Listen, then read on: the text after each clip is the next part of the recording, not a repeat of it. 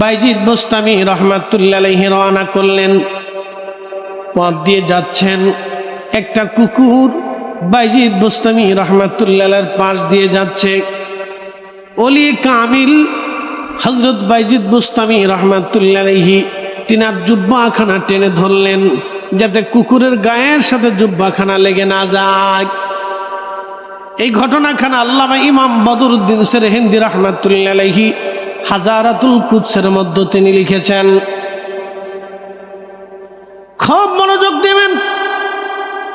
হযরতে বদরুদ্দিন সেরহিন্দি নকশবন্দি মুজাদ্দিদ রাহিমাহুল্লাহ তিনি লেখেন, বাইজিদ বুস্তামি রহমাতুল্লাহ আলাইহি নিজের জুব্বাখানা টেনে উঠাইলেন। টেনে যখন উঠাইলেন তখন কুকুরের জবান খুলে গেল।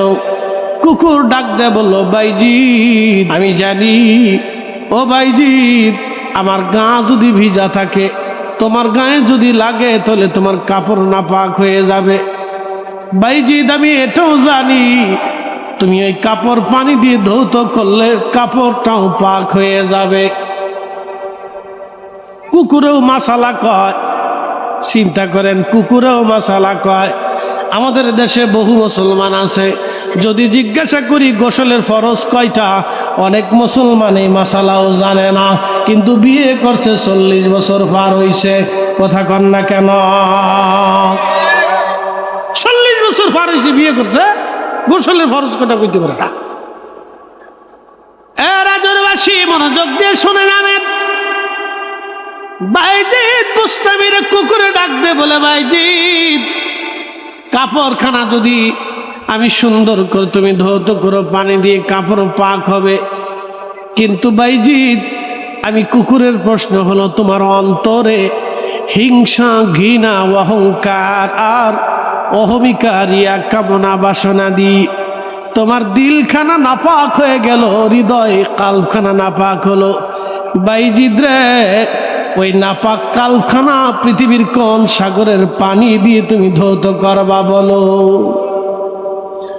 বাইজিদ বুস্তামি ডাক দিছে, কুকুরে ডাক দে বলল, হুজুর আমার গায়ে লাগলে আপনার কাপড় নাপাক হবে জানি, পানি দিয়ে ধৌত করলে পরিষ্কার হবে তাও জানি, কিন্তু বাইজিদ রে তোমার কালবের মধ্যে যে নাপাক ঢুকছে, অহংকার, হিংসা, রিয়া, কামনা, বাসনা, এই যে তোমার অন্তরের ভিতরে যে নাপাক ঢুকে গেল রে বাইজিদ, গিবত, তহমত, শিকায়েত ঢুকে গেল।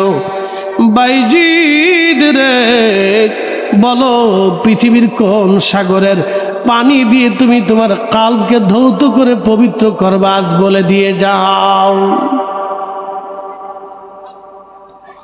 হযরতে বাইজিদ বুস্তামি রাহমাতুল্লাহ আলাইহি চিন্তায় পড়ে গেলেন। হ্যাঁ, কত তো সত্য।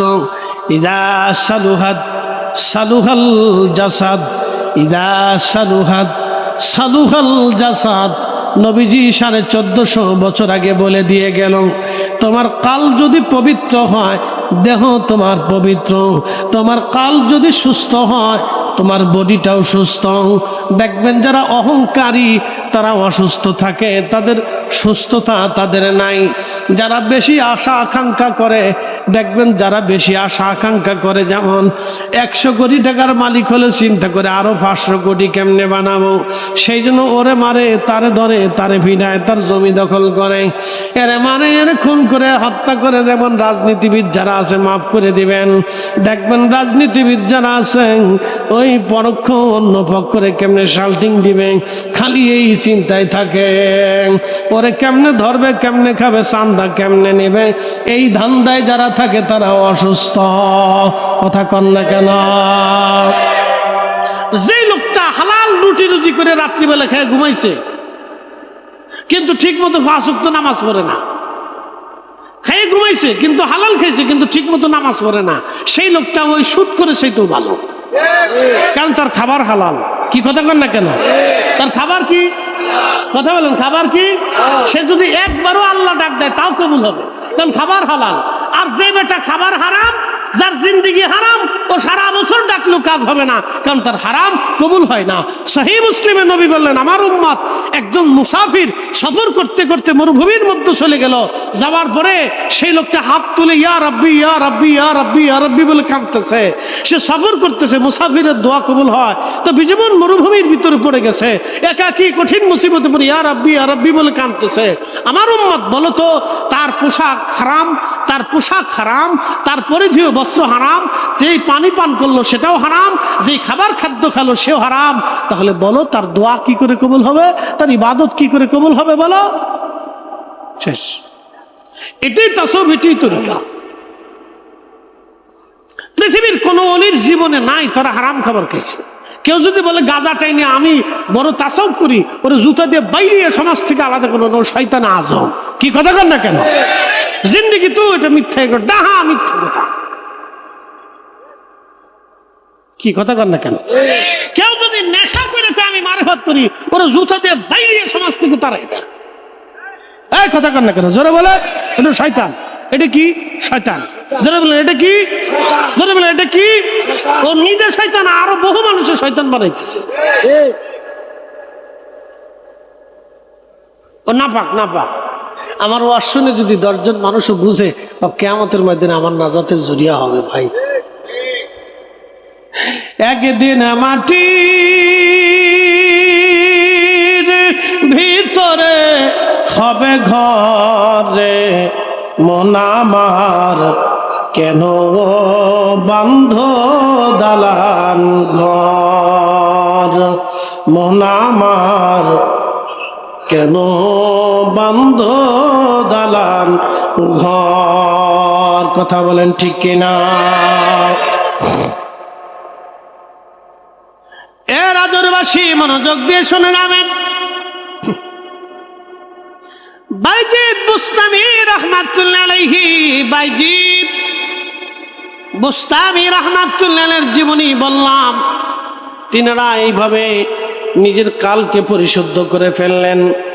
মর্তবা কেমন হয়ে গেল বুঝাই। বাইজিদ বুস্তামি রহমাতুল্লাহ আলাইহির জমানাতে বোস্তাম নগরে, ইরানের বোস্তামে তিনি বসবাস করতেন। আপনারা জানেন ইরানি মানুষ এমনিতে সুন্দর, ইরানি মানুষরা এমনিতেই দেখতে সুন্দর দেখা যায়, তাদের চেহারা বড় চমৎকার, তাদের মেয়েরাও বড় সুন্দরী। বোস্তামের এক সুন্দরী রূপসী নারী টাকার বিনিময়ে দেহ ব্যবসা করে। এই রূপসী সুন্দরী নারী টাকার বিনিময়ে দেহ ব্যবসা করে। বোস্তামের মানুষ এসে বলল, বাইজিদ আপনি তো আল্লাহর ওলি, বহু চেষ্টা করে সুন্দরী নারীটাকে দেহ ব্যবসা থেকে নিবৃত্ত করতে পারি না আমরা, আপনি দয়া করে একটা ব্যবস্থা করে দেন। আপনি যিনি প্রশাসক আছেন তার কাছে বিচার দেন। কয়তো কোনো ব্যবস্থা করবে। বাইজিদ বুস্তামি রহমাতুল্লাহ আলাইহি তিনি বললেন, ঠিক আছে আপনারা চলে যান, কালকের ব্যবস্থা আমি করব। পরের দিন বিকেলবেলা বাইজিদ বুস্তামি কিছু অর্থকরী স্বর্ণের দিনার নিয়ে রওনা করলেন, দেরহাম নিয়ে। স্বর্ণের দেরহামগুলি নিয়ে রওনা করলেন। হেঁটে হেঁটে ওই পতিতা নারীর বাড়ির সামনে, ঘরের সামনে যে দাঁড়ায় ডাক দিলেন। শহরের মানুষ চিন্তা করলো, হায় হায়, বাইজিদ বুস্তামি কেন এই সুন্দরী পতিতা নারীর কাছে আসছে?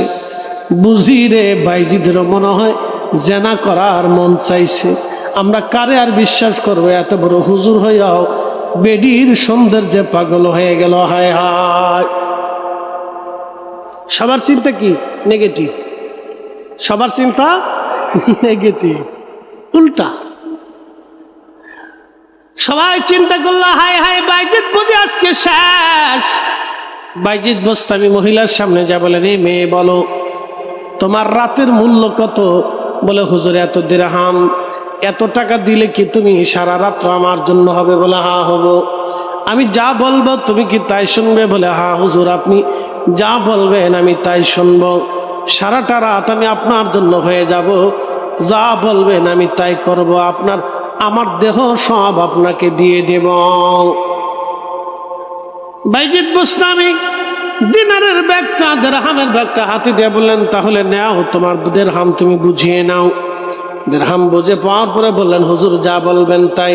বলে এক্ষুনি চলো। বলে কোথায়? আমার হুজরায়। বিকেলবেলা রওনা দিয়ে হেঁটে হেঁটে আসে, মহিলা পিছে পিছে, বাইজিদ বুস্তামি সামনে সামনে। শহরের মানুষ দেখে রে বাইজিদ ওই পতিতা নারী রে নিয়া হেঁটে হেঁটে তার হুজরার দিকে যায়। হাজার হাজার মানুষ চিন্তায় পড়ে গেল, হায় হায়, যার কাছে সলিউশন চাইলাম তানি আজ কেমন হয় ভূতে ধরছে। সরিষার ভিতরে ভূত, তো ভূত তাড়াবো কেমনে? সরিষার ভিতরে ভূত ঢুকে বসে রয়েছে। যারে চাইছিলাম ভূত তাড়াবে, এখন দেখি সেই নিজেই ভূতের পাগল হয়ে গেছে। সর্বনাশ, আজকে উপায় কি? বাইজিদ বুস্তামি জেনা করবে, তা কি করে হয়? সবার ভিতরে গুঞ্জন লেগে গেল, হাই হাই হলো কি? সবার মধ্যে গুঞ্জন, হাই হাই হলো কি? বাইজিদ বুস্তামি রহমাতুল্লাহ আলাইহি তিনি মহিলাকে অন্দরমহলে নিয়ে চলে গেলেন। অন্দরমহলে নিয়ে যাওয়ার পরে বাইজিদ বুস্তামি রহমাতুল্লাহ আলাইহি তাকে বললেন, মা, তোমাকে আমি নিয়ে এসেছি আমার জেনা করার জন্যে না, আমার কামনা বাসনা প্রবৃত্তি নিবারণ করার জন্যে না। আমি বাইজিদের জন্য সারা রাত্রের জন্য তুমি আমার কাছে নিজেকে বিক্রি করে দিয়েছ। মা, তুমি আবার গোসলখানায় চলে যাও, উত্তমভাবে পাক সাফ হয়ে তারপরে আসো। এইদিকে মহিলা গোসলখানায় হাম্মামখানায় চলে গেল।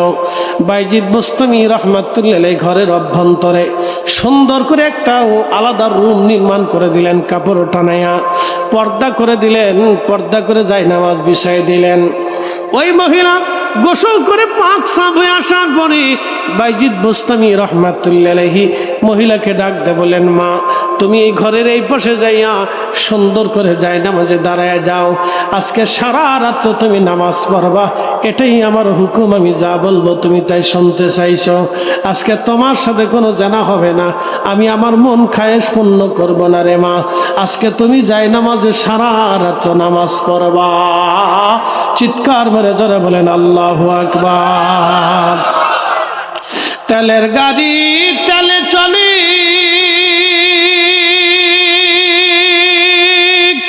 হাওয়ার গাড়ি হাওয়ায় উড়ে, বিনা তেলে চালাই গাড়ি নবী সুলাইমান। আমরা সেই মুসলমান, আমরা সেই মুসলমান।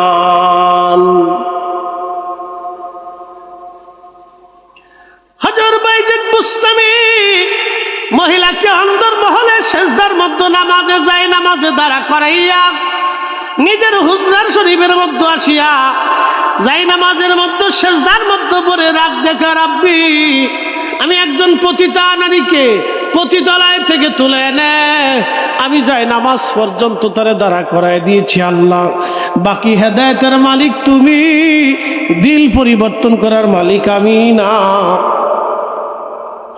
দিল পরিবর্তন করার মালিক আমি না। আল্লাহ, দিল পরিবর্তন করার মালিক তুমি।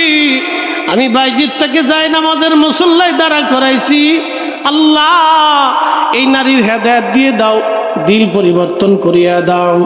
আল্লাহর ওলি বাইজিদের দোয়া সাথে সাথে কবুল হয়ে গেল। মহিলা সেজদার মধ্যে পড়ে চোখের পানি ছেড়ে দিয়ে বলে, হা, জীবনে কত গুনাহ করছি, আর না, আর কোনোদিন আর এই জানার গুনাহ করব না। আল্লাহ, কোনোদিন পতিতাবৃত্তি করব না। আল্লাহ, আমি ভালো হয়ে গেলাম, আমি তওবা করলাম, আমি তোমার কাছে মাপ চাইলাম।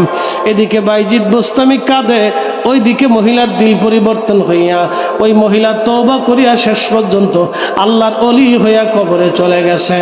চিৎকার মেরে জোরে বলেন সুবহানাল্লাহ। এই জন্য যাদের দিল সাফ তাদের দোয়া কবুল হয়ে যায়। কি কবুল হয়ে যায়? দোয়া। যাদের দিল সাফ তাদের কি হয়ে যায়? দোয়া কবুল হয়ে যায়, দোয়া কবুল হয়ে যায়। তারা আল্লাহর কাছে চা, আল্লাহ দিয়ে দেয়। এরা মুস্তাজাবাতুদ দাওয়া, তারা যা চায় আল্লাহ তাই। দোয়িং সালানি লাউতিয়ান্নাহু ওয়ালা ইস্তাজানি লাউইজান্নাহু। তারা চাইতে দেরি হয়, আসমান থেকে আসতে দেরি হয় না। একসাথে বলবেন আল্লাহু আকবার। পৃথিবী বিখ্যাত একজন আল্লাহর ওলি ছিলেন, তার নাম আবু মুসলিম আল খাওলানি। জীবনে হয়তো নাম শোনেন না, আজকে শুনে। আবু মুসলিম আল খাওলানি তিনি কালেমা পড়েছিলেন রসুলের ইন্তেকালের কিছুদিন পরে। তিনি মিশর থেকে মদিনায় এসে হযরত আবু বকরের হাতে কালেমা পড়লেন। উনি ইয়ামান দেশে গেলেন কালেমার দাওয়াত দিতে। তো ইয়ামানের ভণ্ড নবীর লোকেরা বললো, আবু মুসলিম, তুই যদি অরিজিনাল নবীর উম্মত হয়ে থাকো তাহলে আজকে তোমারে বলতেছে, আবু মুসলিম, তোর হাত পা বেঁধে আগুনের মধ্যে ফেলে দেব, তুই আজকে যা শুরু করছো। আবু মুসলিম আল খাওলামি বললেন, ভণ্ড নবীর লোকেরা, তোমরা শোনো, তোরা যদি আমার আগুনে পোড়াস, আগুন যদি আমাকে পোড়ায় তাহলে বুঝবা আমার রসুল মিথ্যা, আর আগুন যদি আমাকে না পোড়ায় তাহলে আমার রসুল সত্য। চ্যালেঞ্জে নামলে আসো। আবু মুসলিমের হাত পা বেঁধে আগুনের মধ্যে ফেলে দেওয়া হলো। আগুন জ্বলেছিল কিন্তু আবু মুসলিম জ্বলে নাই। একসাথে বলবেন আল্লাহু আকবার। সাহাবীদের জামানা। কোন জামানা? না না, জোরে বলেন, কোন জামানা? সাহাবীদের জামানা কারামত ছিল।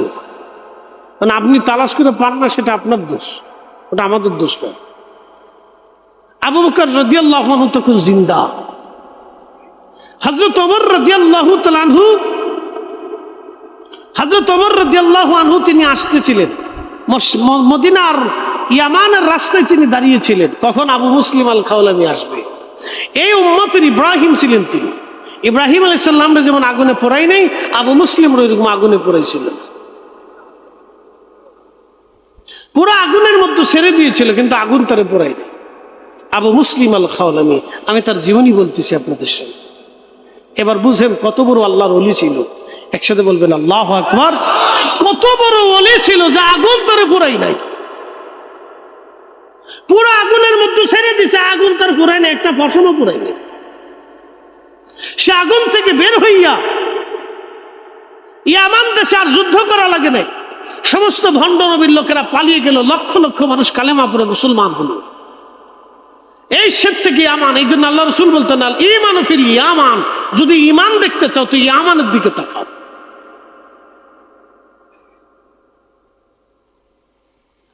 প্রিয় উপস্থিতি হাজিরিন, আবু মুসলিম আল খাওলামির স্ত্রী একদিন ডাক দিয়ে বলল, আবু মুসলিম আল খাওলামির বিবি ডাক দিয়ে বলল, স্বামী গো, ঘরের মধ্যে কোনো আটা রুটি কিছুই নাই, বাচ্চারা ক্ষুধার্ত, আপনি একটু আটা রুটি নিয়ে আসেন। বলতেছে বিবিরে, আমার হাতে পকেটে কোনো পয়সা করি নাই, আমি কি করে আটা রুটি আনবো? বলতেছে, স্বামী আমার, আপনি আটা রুটি কিনে নিয়ে আসেন, আমি চড়ক করে সুতা কেটে সুতা বানাইয়া কিছু 2 দিরহাম পয়সা রুটি করেছিলাম, এই 2 দিরহাম আপনি নিয়ে যান, এই 2 দিরহাম দিয়ে আপনি আটা রুটি নিয়ে আসেন। স্ত্রীর সুতা দিয়ে সুতা কাটা টাকা দিয়ে টাকা নিয়ে রওনা করলেন। বাজারে গেলেন। বাজারে যাওয়ার পরে আবু মুসলিম আল খাওলামি আটার দোকানদারের পাশে যায় আটার দাম দর জিজ্ঞাসা করতেছিলেন।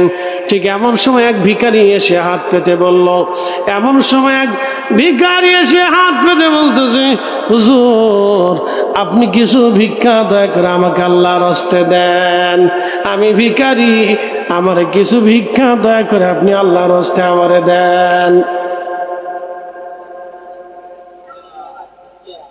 বিরাট পরীক্ষা। অনেক সময় ভিখারি এসে হাত পাতে না, ফেরত দিয়েন না। কিন্তু আল্লাহ কোরআনে বললেন, ওয়া আম্মাস সাইলা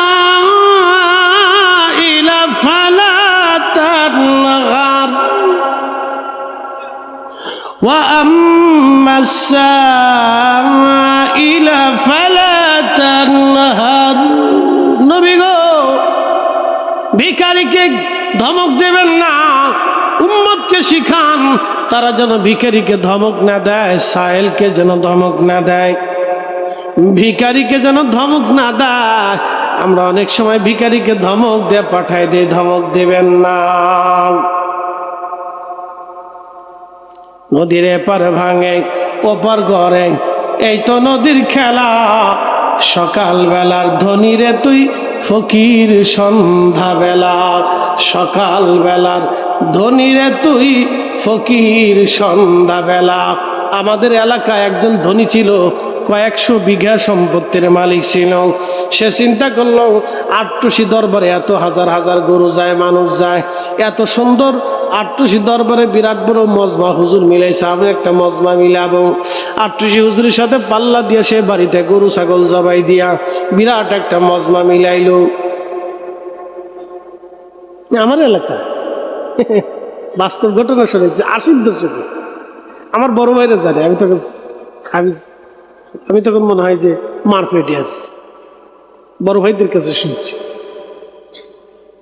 80-র দশকে একজন কয়েকশো বিঘা সম্পত্তির মালিক, আমাদের এলাকার সবচেয়ে বড় জমিদার ছিল, সে বড় জমির মালিক ছিল। এই লোকটা পাল্লা দিয়ে হুজুরের সাথে বাড়িতে মজমা মিলাইল। প্রত্যেক বছর 8-10টা 20টা গরু জবাই করে সুন্দর করে মাহফিল সাজাইতো। এরকম করতে করতে 2, 4, 5, 10 বছর বিরাট বড় মাহফিল সাজাইছে। আল্লাহ ধরে ধরে ধরে ধরে না, যে সময় ধরে আমার আল্লাহর ছাড়ে না। কথা কন না কেন, ঠিক না? আল্লাহ ধরে না, যখন ধরে আমার আল্লাহ তখন আর ছাড়ে না গো, ছাড়ে না। নদীর এপার ভাঙ্গি ওপার করে, এই তো নদীর খেলা।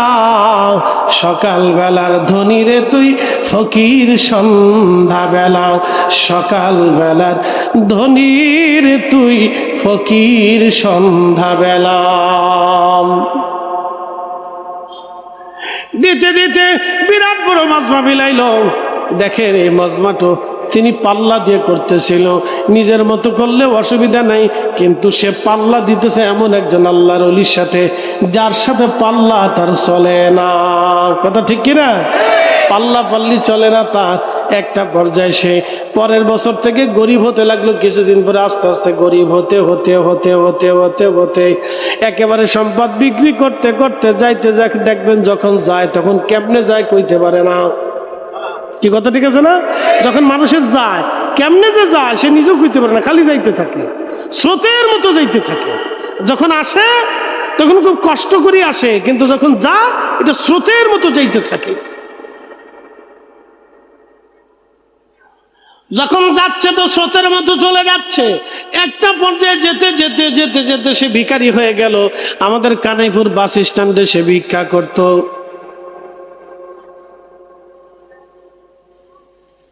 কি করত? একসাথে বলেন, কি করত? ভিক্ষা। আমাদের কানাইপুর বাস স্ট্যান্ডে ভিক্ষা করত। ভিক্ষা করতে যায় বাসের নিচে পড়ে মরে গেল। একদিনের অনেক টাকার ধনী পাল্লা দিতে যায় ভিক্ষা করে মরল। এই জন্য অলিদের সাথে পাল্লা পাল্লি চলে না। কথা কন না কেন? অলিদের সাথে পাল্লা পাল্লি, কোনো অলির সাথে পাল্লা পাল্লি দিবেন না। যারা বুজুর্গ আছে তাদের সম্মান অনেক ঊর্ধ্বে। এই জন্য জীবনে দেখবেন না আমি কোনো পীরের দুর্নাম করছি, আমার এই জবানে নাই, এগুলো আমি বাদ দিছি, এগুলো নাই। আমার হুজুর কোনোদিন করে নাই, করছে? জীবনে শুনছেন, কিন্তু হুজুরের মানুষে গেলিছে, হুজুর কোনোদিন বলে নাই। এই যে বলছি এটা অপবিত্র হলে এটা নষ্ট হয়ে যায়।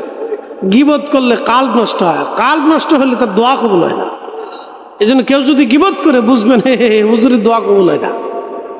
কথা ক্লিয়ার?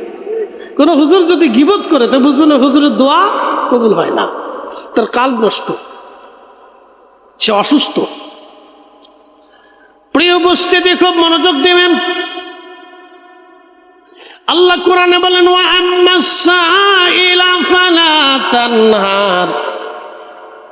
হাবিব উম্মতকে বলে দেন তার যেন ভিখারিকে ধমক না দেয়, ভিখারিকে যেন তাড়িয়ে না দেয়। আল্লাহর নবী বলেন, সাহাবীরা তোমরা কি জানো কিয়ামতের ময়দানে কে ধনী হবে কে দরিদ্র হবে? সাহাবীরা জবাব দিলেন, আল্লাহু ওয়া রাসূলুহু আলাম। আল্লাহ জানে, নবী জানে। নবীজি বললেন, সাহাবীরা তোমরা কি জানো কিয়ামতের ময়দানে মেহশরের মাঠে কার মুখের মধ্যে গোশত থাকবে না তোমরা কি জানো? বলে, আল্লাহ রাসূলুহু আলাম, আল্লাহ জানে, নবী জানে।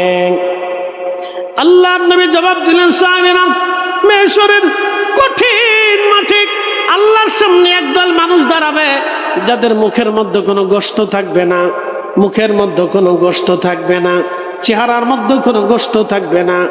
তারা কারা জানোনি? যাদের কাছে কোনো জানজাকারী ভিখারি এসে ভিক্ষা চাইলো, আল্লাহর হস্তে ভিক্ষা চাইলো, সে ভিক্ষা দিল না কিন্তু দূর দূর করে তাড়িয়ে দিল। এই সমস্ত মানুষের চেহারা কিয়ামতের ময়দানে কোনো গোশত থাকবে না, তাদের চেহারায় কোনো গোশত থাকবে না। তাদের চেহারায় কোনো গোশত থাকবে না। যারা দুনিয়াতে কোনো ভিখারি ভিক্ষার জন্য জানজা করলো, আল্লাহর রাস্তে ভিক্ষা চাইলো, কিন্তু সে ভিক্ষা না দিয়ে তাড়িয়ে দিল, ধমক দিয়ে তাড়াইলো, তার চেহারার মধ্যে কোনো গোশত থাকবে না, তার চেহারার মধ্যে কোনো গোশত থাকবে না। এই জন্য কোনো ভিখারিকে তাড়াবেন না, কোনো ভিখারিকে তাড়াবেন না। আবু মুসলিম আল খাওলামি রাহমাতুল্লাহ আলাইহি চিন্তা করলেন, হায় হায়, ভিখারি আমার দরজাতে আসছে, এখন আমার হাতের মধ্যে আছে 2 পয়সা, 2 দিরহাম আছে, তাও স্ত্রী সুতা কেটে 2 দিরহাম বানাইছে, বাড়ির মধ্যে আটা নাই, চাল নাই, ডাল নাই। আমি যদি তার ভিক্ষা দিয়ে দেই তাহলে চাল ডাল নেওয়া হবে না, আর চাল ডাল যদি নিয়ে যায় তো ভিক্ষা দেওয়া হবে না, আর আমি তার নিষেধ করতে পারবো না, কারণ আল্লাহ তার রাসূল নিষেধ করে দিয়েছে। একসাথে বলেন আল্লাহু আকবার। না, ওই যে অনেকেই ঝিমটিম মেরে দিচ্ছে, সারাদিন গরম পড়ছে তো এখন বাতাস লাগছে না, বাতাস আসার সাথে শরীরে একটা মজা এসে গেছে, না মারাত্মক মজা। একটু জোরে নারে তাকবীর।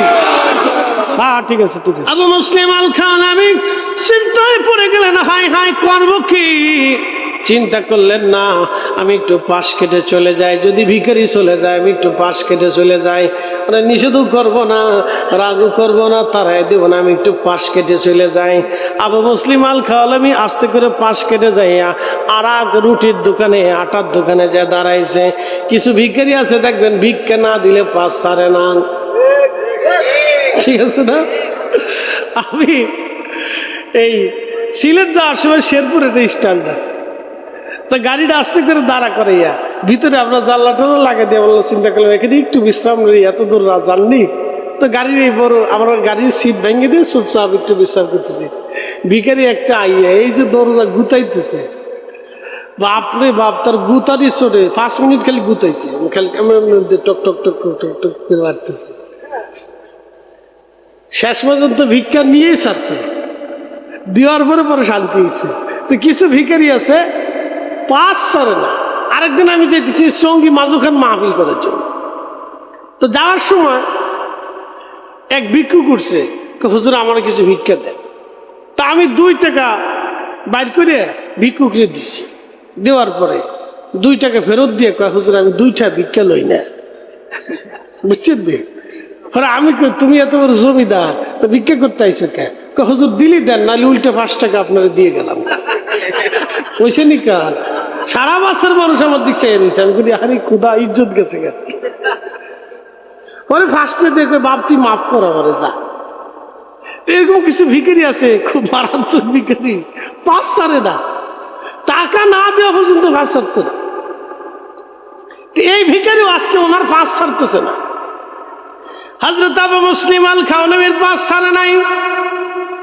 দোকানে, পরের দোকানে যে যখন রুটির আটার দোকানে দাঁড়াইলেন, ভিখারি আবার এসে বলতেছে, হুজুর আপনি আমার ভিক্ষা দেন কিছু, দয়া করে আমি ক্ষুধার্ত। হযরত আবু মুসলিম আল খাওলামি রাহমাতুল্লাহ আলাইহি চিন্তা করলেন, এখন তো আর তাড়ানো যাবে না। 2টা দিরহাম ছিল স্ত্রীর রুজি করা দিরহাম, 2টা দিরহাম দিয়ে দিয়ে বলেন, বাবা যাও মাফ করো, নিয়ে চলে যাও। ভিখারি নিয়ে চলে গেল, কিন্তু বাজার করবেন কি দিয়া চিন্তায় পড়ে গেলেন। এটা স্ত্রীর কামাই, নিজের কামাই না। যারা স্ত্রীর কামাই খান তারা জানেন স্ত্রীর ঠেলা কেমন। কি কথা ঠিক আছে না? যারা বউয়ের কামাই খায় এরা জানে বউয়ের ঠেলা কেমন। বাপরে বাপ, বিরাট ডিসিশন হবে তাই।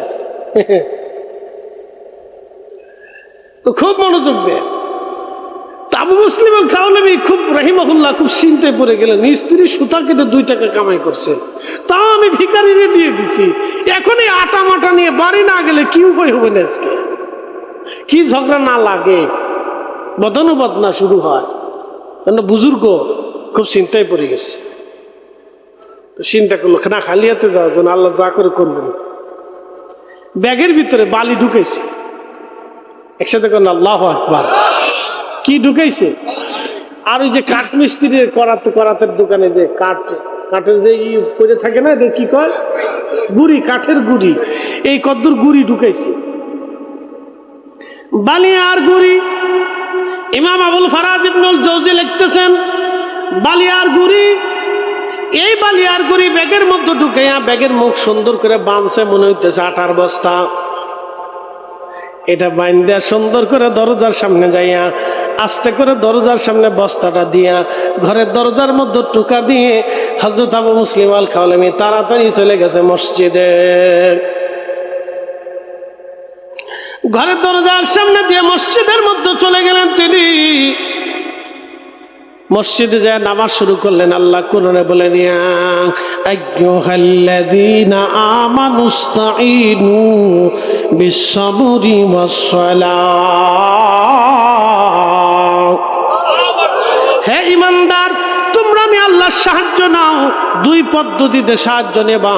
এক পদ্ধতির নাম হলো সালাত, আর এক পদ্ধতির নাম হচ্ছে সবর। একটার নাম হলো নামাজ, আর একটার নাম হলো ধৈর্য। ধৈর্যের মাধ্যমে তুমি আল্লাহর সাহায্য চাও এবং নামাজের মাধ্যমে তোমরা আমি আল্লাহর সাহায্য চাও। এই জন্য দেখবেন মাগরিবের পরে 2 রাকাত নফল নামাজ, এশার পরে 2 রাকাত নফল নামাজ, এবং আপনি জোহরের পরে 2 রাকাত নফল নামাজ পড়ে আমরা রে হুজুর কেবলা মোনাজাত শিখাইছে, দোয়া শিখাইছে। কথা কন না কেন? এখন আপনি বেদাত বেদাত করে শিখলেও সাথে আমরা কিছু যায় আসে কিছু না। এটা আল্লাহর কোরআন থেকে সাবমিট। একসাথে কর না মারহাবা। কি থেকে সাবমিট? কোরআন থেকে। এ বান্দা, ইস্তাঈনু, সাহায্য চাও, বিস-সাবরি ওয়াস-সালাহ, সালাত এবং সবরের মাধ্যমে সাহায্য চাও। এই জন্য পৃথিবীর সমস্ত বুজুর্গরা যদি কখনো মুসিবতে পড়তেন, নামাজ পড়লেই আল্লাহর দরবারে হাত বাড়াইতেন। একসাথে কর না আল্লাহু আকবার। কি পড়ে হাত বাড়াইতেন? জোরে বলেন, কি পড়ে? মানে একদল আছে নামাজের পরে দোয়া মানেই না। কি কথা কর না কেন? দোয়া মানে না, নামাজের পরে দোয়া মানে না। ওনার কাছে বেদাত, কিন্তু কোরআনে বেদাত নাই। কি কথা কর না কেন? ওনার কাছে বেদাত, কিন্তু আল্লাহর কোরআনে বেদাত নাই। ওনার কাছে বেদাত। মানে আপনি কেমনে বুঝাবেন? বুঝাইতে গেলে কইতে গেলে ঝগড়া বাঁধে। কি কথা ঠিক আছে না? কইতে গেলে কি বাঁধে? ঝগড়া বাঁধে। কোরআন আল্লাহ বললো কি আর উনি করে কি? রাসূল বলেন, আমার উম্মত দুবুরুস সালাতিল মাকতুবা, ফরজ নামাজের পরে দোয়া করলে কবুল হয়। তো যেই সময় দোয়া করলে কবুল হয়, আমি তো দোয়া ওই সময় করব। কি কথা ঠিক আছে না? ফরজ নামাজের পরে দোয়া করলে কি হয়? না, জোরে বলেন, কি হয়? কে বলেছেন? আল্লাহ রসুল বলেছেন। তো দোয়া কবুল হয় আল্লাহ রসুল বলেছেন, তার অর্থ হলো আল্লাহ রসুল নিজে আমল করে তারপর উম্মতকে শিখাইছে। নবী নিজে আমল না করে উম্মতকে কোনো আমল নবী শিখান নাই। নবী নিজে আমল করছেন, এরপর উম্মতকে শিখাইছেন। নবী জানছেন যে দোয়ার পরে, ফরজের পরে দোয়া করলে কবুল হয়, অতএব তোমরাও ফরজ নামাজের পরে দোয়া করো। একসাথে বলবেন আল্লাহু আকবার। এখন একদল আছে, তারা পুরা বেদাতি বানাই ফেলছে। তাদের দৃষ্টিতে তো খুব খারাপ কাজ, কিন্তু দুঃখের বিষয় হলো সত্য। দুঃখের বিষয় হলো সত্য, মুসলমান মসজিদে যাইয়া নামাজ পড়ে তারা দোয়া থেকে ফিরাইছে, কিন্তু আজ পর্যন্ত কোনো পতিতালয় বন্ধ করতে পারে নাই। সে দোয়া বন্ধ করার জন্য উঠে পড়ে লাগছে। কি কথা কন না কেন? আজ পর্যন্ত সুদের কোনো কারখানা বন্ধ করতে পারছেন? যান তো একটা এনজিও বন্ধ করেন, যান যান বন্ধ করেন। একটা ব্যাংক বন্ধ করে দিয়েছেন, বাংলাদেশ ব্যাংকটা বন্ধ করেন, যান। তো বোঝা যাবে না ঠেলা কত দূর আছে। এই আছে খালি দোয়া বন্ধ করার লেগে। কি কথা কন না কেন? কি বন্ধ করার লেগে? দোয়া। এখন দোয়া বন্ধ করা জরুরি না সুদে কারখানা বন্ধ করা জরুরি? দোয়া বন্ধ করার দরকার না পতিতালয় বন্ধ করার দরকার? দোয়া বন্ধ করার দরকার না ঘুষ বন্ধ করার দরকার? আমরা ঘুষ বন্ধ করতে পারি নাই, পতিতালয় বন্ধ করতে পারি নাই। এই যে রাস্তায় রাস্তায় কোনায় কোনায় পার্কে পার্কে বেহায়াপনা হয়, আমরা এগুলি বন্ধ করতে পারি নাই। হোটেল মোটেলে জানা হয়, বেহায়াপনা হয়, আমরা এগুলি বন্ধ করতে পারি নাই। আমরা সুদের কারখানা বন্ধ করতে পারি নাই, কিন্তু বন্ধ করে দিয়েছি দোয়া, বন্ধ করে দিয়েছি দুরুদ, বন্ধ করে দিয়েছি কোরআন তেলাওয়াত, বন্ধ করে দিয়েছি ফাতিহা, বন্ধ করে দিয়েছি খাওয়া দাওয়া। যেগুলি করলে মুসলমানের উপকার হয় আমরা এটা বন্ধ করছি, যেটা করলে ক্ষতি হয় সেটা বন্ধ করতে পারি নাই। কথা কর না? খালি উল্টে পাল্টা যত সব। আমি খারাপ কিছু গেছি ভাই, একটু বুঝতে হবে, এই কথাগুলি বুঝতে হবে। যেটা বন্ধ করার দরকার আমরা সেটা পারিনি। যেটা বন্ধ, যেটা চালু থাকলে মুসলমানের উপকার হবে আমরা সেটা বন্ধ করার জন্য উঠে পড়ে লাগছি, ঠিক না। প্রিয় উপস্থিতি হাজিরিন, খুবই মনোযোগের সাথে কথাগুলি শুনবেন। আজ হযরত আবু মুসলিম আল খাওলামি রাহমাতুল্লাহ আলাইহি তিনি মসজিদে চলে গেলেন, নামাজে দাঁড়িয়ে গেলেন। নামাজে যখন দাঁড়িয়ে গেলেন আবু মুসলিম আল খাওলামি রাহমাতুল্লাহ আলাইহি নামাজ পড়তে লাগলেন। নামাজ পড়তে পড়তে পড়তে পড়তে জোহর হয়ে গেল, জোহর শেষ আসর হয়ে গেল, আসর শেষ মাগরিব হয়ে গেল, মাগরিব শেষ এশা হয়ে গেল, কিন্তু বাড়ি ফিরে যান না। কেন? বাড়ির সামনে উনি বালি আর এই কাঠের গুঁড়া রেখে দিয়ে চলে আসছেন। কিন্তু এশার নামাজের পরে বাড়ি ফিরে গেলেন, ঘরের দরজায় যা টুকা দিলেন, আসসালামু আলাইকুম ওয়া রাহমাতুল্লাহি ওয়া বারাকাতুহু। স্ত্রী দরজা খুলে সালামের উত্তর দিয়ে বললেন, স্বামী সারাদিন কোথায় ছিলেন? আপনি আটা দিয়ে চলে গেছেন, আমি রুটি বানায় বসে রয়েছি। বলেন আল্লাহু আকবার। না না, আরো জোরে বলেন, ওই আল্লাহ আসেনি? জোরে বলেন, ওই আল্লাহ আসেনি? ওই আল্লাহ আছে। অতএব আপনারা সমালোচনা করবেন না। ওই আল্লাহ আছে, ওই আল্লাহ আমার পীর মুর্শিদের দরবারে খাবার পাঠায়। কি কথা কর না কেন? ওই আল্লাহ খাজা বাবা আজমিরের দরবারে খাবার পাঠায়, ওই আল্লাহ মুজাদ্দিদ আল ফিসানির দরবারে খাবার পাঠায়, ওই আল্লাহ ফিলিস্তিনে হযরত ইব্রাহিম খলিলুল্লাহর সেই লঙ্গরখানা এখনো চালু, সে আল্লাহ ইব্রাহিম খলিলুল্লাহর লঙ্গরখানায় খাবার পাঠায়। ওই আল্লাহ হুজুর গাউসে পাকের দরবারে খাবার পাঠায়, বড় বড় অলিদের দরবারে ওই আল্লাহ খাবার পাঠায়। কথা বলেন ঠিক কিনা? অত সমালোচনা না করি, আমরা কিছু পজিটিভ বোঝার চেষ্টা করি। আল্লাহ আমরা তৌফিক দান করুন, বলে না আমিন। যারা বুঝেন আমরা তাদের জন্য দোয়া করি। কথা ঠিক আছে না? কি করি? দোয়া করি যে আল্লাহ তাদেরকে বুঝার তৌফিক দিক, আর আল্লাহ আমাদেরকে বেশি বেশি আল্লাহর ওলিদের মুহাব্বিন মুহাব্বত এবং সোহবতকে আল্লাহ কবুল করুক, বলে না আমিন। তো প্রিয় উপস্থিতি, আবু মুসলিম আল খাওলামি রাহমাতুল্লাহ আলাইহি তাকায় রইছে। রুটি বানাইছো? হ্যাঁ বানাইছে। স্বামী গো, আপনি যে দামি আটা আনছিলেন, মজার রুটি হয়েছে। এরকম রুটি কোনোদিনও খাইনি, আর এত সুন্দর আটা কোনোদিনও পাইনি। আপনি এরপর থেকে ওই দোকান থেকে আটা কিনে নিয়ে আসবেন। আবু মুসলিম আল খাওলামি বলে বলে, হ্যাঁ আমি ওই দোকান থেকে আটা আনবো। আটা পাঠাইছে কে? বালিরে আটা পাঠাই দিচ্ছে। আল্লাহু আকবার। না না হয় না, আরো জোরে বলেন আল্লাহু আকবার। বালিরে আটা বানাই দিছে। বানাইলো কে? আল্লাহ। বানাইলো কে? আপনার পীর মুর্শিদের দরবারে লক্ষ লক্ষ মানুষ ওরস শরীফে খাবার খায়, 7 দিনে খাবার পাঠায় কে? আল্লাহ পাঠায়। না আপনি সমালোচনা করলে কিছু আসে যায় না ভাই, আল্লাহ পাঠায়। আল্লাহর একটা ওয়াদা আছে, শোনেন, আল্লাহর একটা ওয়াদা আছে, আজকে শোনাই। আল্লাহর ওয়াদা হলো, তুমি যদি মেহমানকে খাওয়া